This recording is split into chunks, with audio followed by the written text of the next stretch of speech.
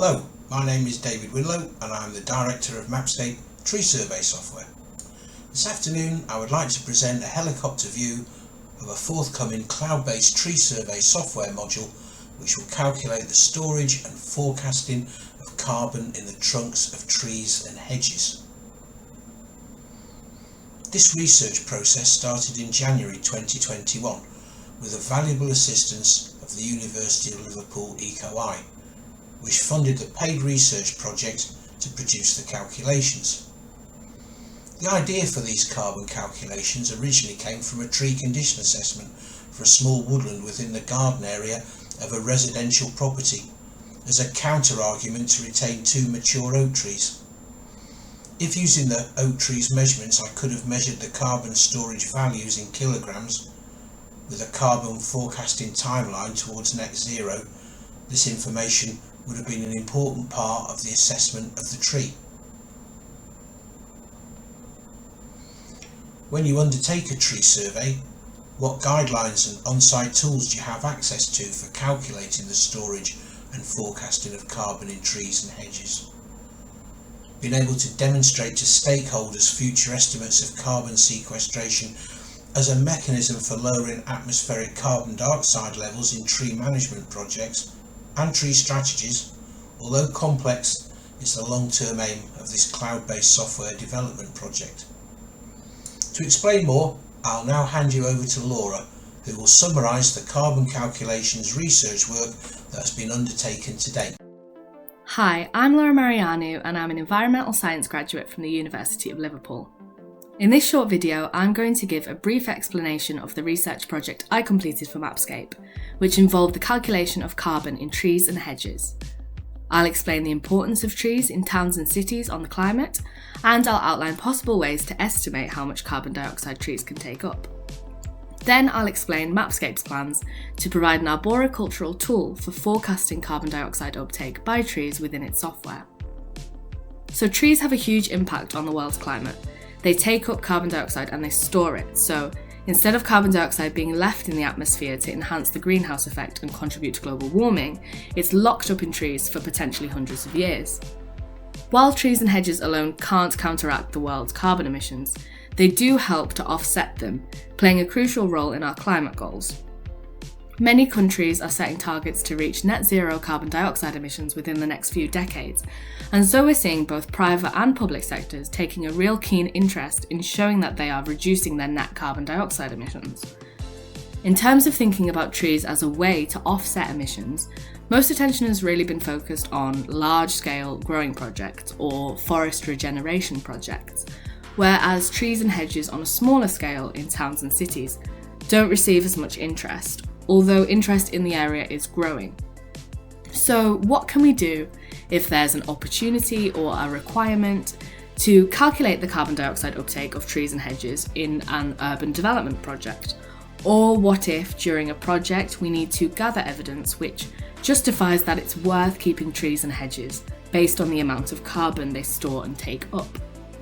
My research project involved producing carbon dioxide calculations that could be integrated within Mapscape software to calculate total carbon stock and annual carbon dioxide uptake in trees and hedges. This empowers smaller scale arboricultural projects, from development projects to woodland regeneration, tree condition assessments and risk assessments. So I'll now explain a bit about the research that was conducted. My research revolved around 2 main questions. Firstly, how can we calculate how much carbon is stored in a tree or hedge, which is known as the tree or hedge's carbon stock? And then, how can we calculate how much carbon dioxide a tree or hedge could potentially take up in, say, 10 years, 20 years, 30 years, or whatever time frame we're interested in, so that users can calculate carbon dioxide uptake within their arboricultural projects to gather evidence that they are working towards their net zero goals. So addressing the first question, how do we calculate how much carbon is stored in any given tree or hedge? Physically measuring carbon storage in trees and hedges can be quite labour intensive and impractical work, as trees and hedges need to be cut down, dried and weighed in order to measure carbon. So as a solution, we rely on scientific calculations to estimate the carbon stock of a tree a group of trees or a hedge without having to destroy them. The good news is that these carbon calculations require relatively basic field measurements, which are already measured on a site when we conduct BS 5837 tree surveys and tree condition assessments. These measurements include the tree trunk diameter at breast height, the total height, and the tree species.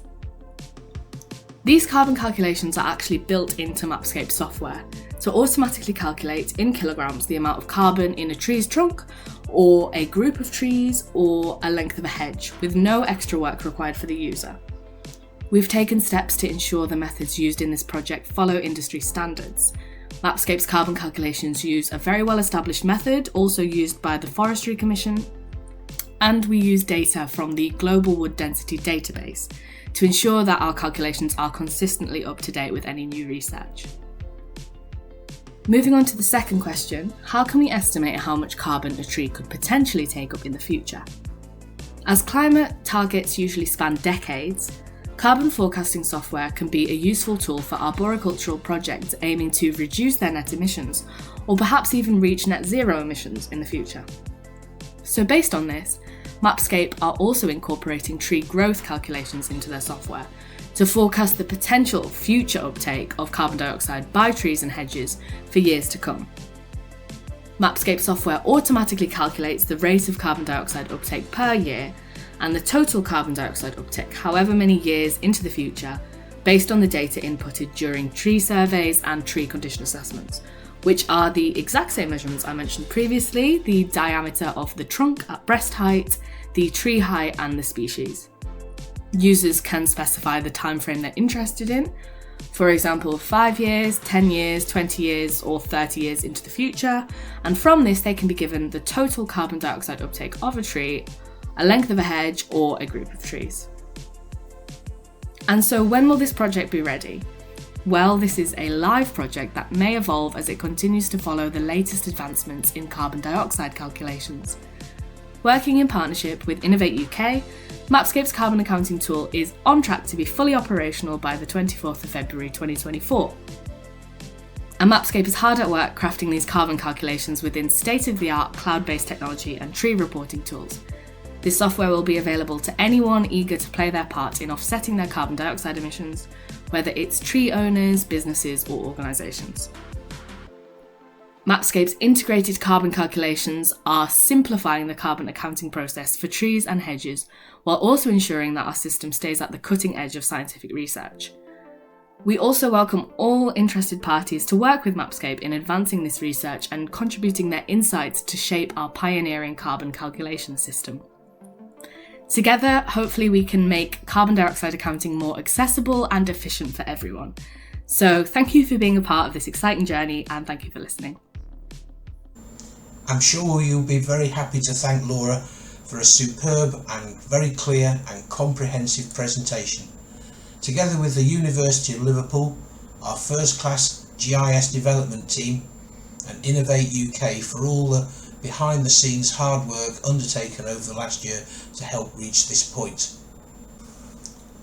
Using this example of a group of 3 trees, including a boundary hedge at 75 metres in length, 4 metres in height and approximately 1.8 metre in width, let's have a look at how these carbon storage calculations will impact tree survey data capture and tree reports. Using Mapscape's GIS digital mobile and desktop mapping tools, here are a group of 3 trees and a hawthorn hedge. Collected on your site using your mobile phone, synchronised to your desktop PC. Let's turn on blue sky high definition aerial imagery. Collecting the data for the tree species, the height and the trunk diameter.